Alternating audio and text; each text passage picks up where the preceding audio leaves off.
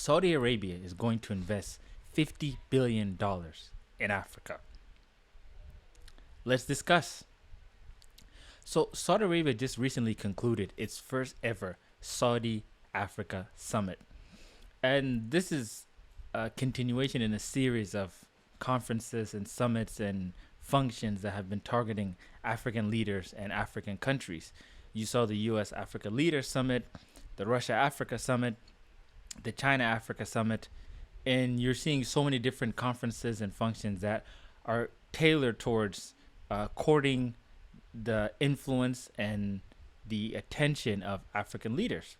And these are all in a response to the so-called China neo-colonialism approach in Africa. So many people have accused China of having a neo-colonialist approach in Africa. They're taking over Africa. They're making investments in Africa.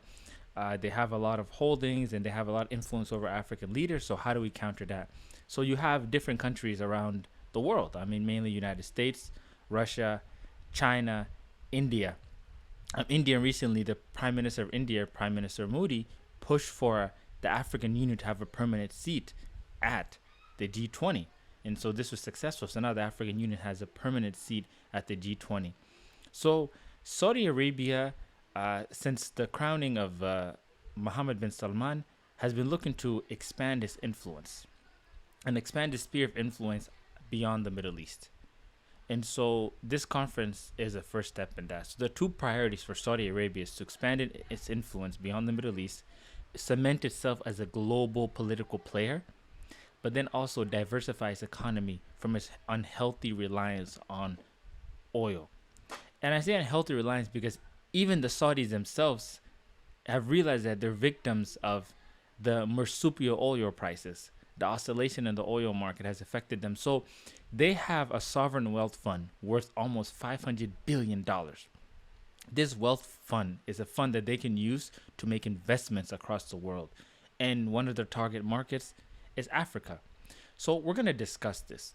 First and foremost, we have to remind ourselves, and I'm always going to talk about this on the shows, that Africa is not a monolith. Africa is a diverse continent with over 54 countries, different cultures, religions, tribes, languages, identities. Africa is not a monolith. So let's remember that. So the people who've attended the summit, you had leaders from Nigeria, South Sudan, Kenya, Uganda, South Africa, Egypt, Gabon. And so this conference targeted a lot of African countries who have been shunned by the West. And there's an article that I'm going to share that it talks about how Saudi Arabia is courting countries in Africa that have been shunned by the West, such as Gabon. The new leadership of Gabon that overthrew the government of Bongo. You see Saudi Arabia really trying to understand what's happening with these countries and give them a sense of legitimacy. So let's analyze this from two perspectives. Let's look at the political perspective and the economic perspective. Now, the economic perspective is the first one to dive into because the economic perspective reinforces the political perspective. Economically, Saudi Arabia has money, very wealthy country, and they want to diversify its economy. And to diversify its economy, it needs to invest in new markets. And Africa is a new market. Africa is a developing market. And Saudi Arabia has said that they don't want to just invest in energy. They want to invest in agriculture, livestock, dairy, pharmaceuticals, power. They don't want to just invest oil and gas. They want to invest in different industries in Africa. Economically, by doing this, African countries right now, many African leaders have issues that they're facing, economic issues. You see the coup belt that's taken place with various coups that have taken place. Some of their complaints has been the deteriorating economic situation. And the deteriorating economic situation has been plagued by inflation, lack of hard currency reserves, and lack of economic growth. The example we give of, you can look at Nigeria.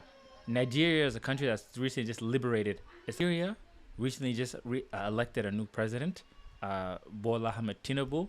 And one of the first things that Bola Ahmed Tinubu did was that he liberated the exchange rate. He reduced the fuel subsidies. And these are things that really affected it. So you go to Ghana. Ghana has a debt issue. Ghana currently is doing a debt restructuring with the IMF and looking to restructure most of its debt. Zambia has a debt issue and is working on restructuring its debt. Kenya has debt issues. So many countries are debt distressed. And Saudi Arabia has talked about helping countries get out of debt, paying some of these countries' debts. And that's economic power. Economically, in the private sector, Africa has hit a bottleneck. To ensure that Africa goes to the next level by becoming a middle income continent, or countries in Africa become middle income countries, they need investment. They need investment in the industrialization sector. And you saw Saudi Arabia's minister talk about this, saying that we want to go to areas where we can focus on not just raw materials, but manufacturing and producing finished products. And what do they mean by that? They mean by, instead of coming in there and just farming and growing maize or growing fruits and vegetables, they want to come in there and build factories that can process and make maize flour. They want to come in there and build factories that can make juice, that can make products, value addition products, as opposed to the old model, which is producing raw materials and exporting these raw materials and importing finished goods. By doing this, then you can have a sense of vertical integration in these economies that will then allow them to strengthen their currency and strengthen their middle class. That's that. And if you look at the level of investment needed for this, there is already an investment gap in Africa. I mean, if you look at the research, there's an investment gap in Africa, and relative to other countries in the world, African countries by percentage are getting less investment as opposed to other developing countries. So Saudi Arabia is addressing that. Now, we were going to get into the political. When we talk about the political, we're going to look at the different influence that Saudi Arabia possesses.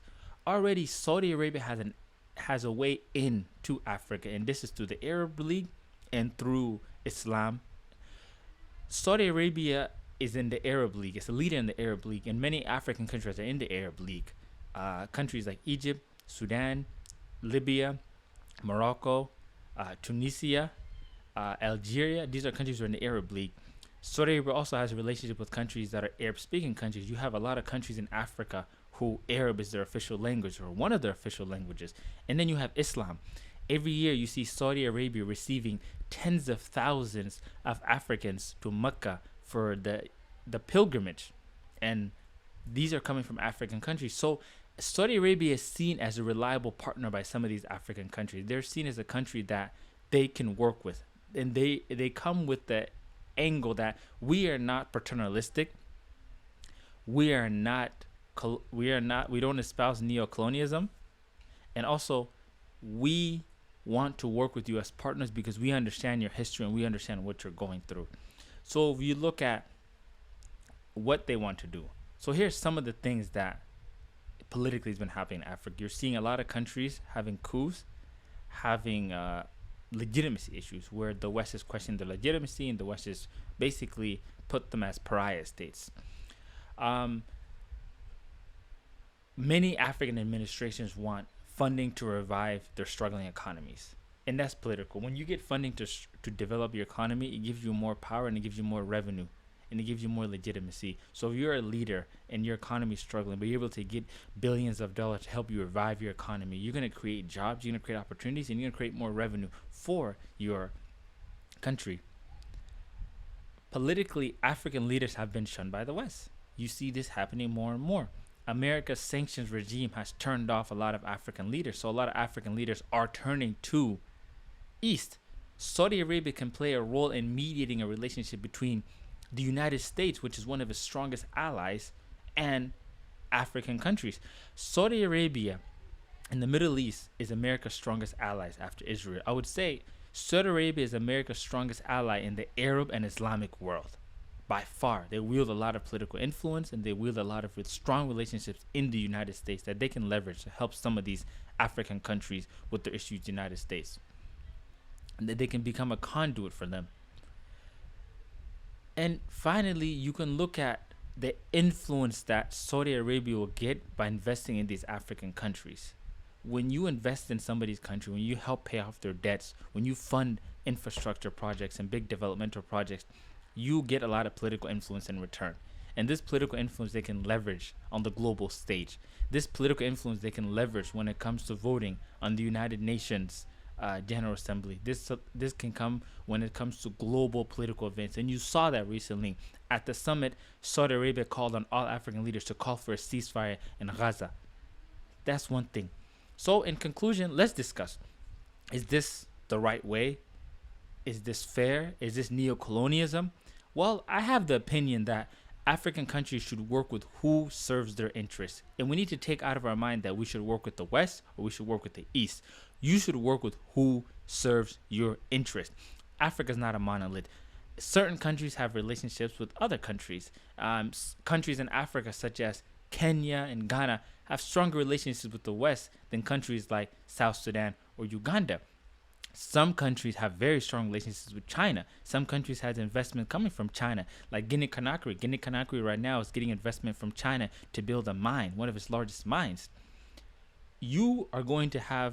We have a new global order. And this global order has stated that Africans are non-aligned. And when they're non-aligned, they should make decisions that serve their interests and serve their people. They should not be forced to make decisions that force them into becoming one-sided. We're not in the Cold War.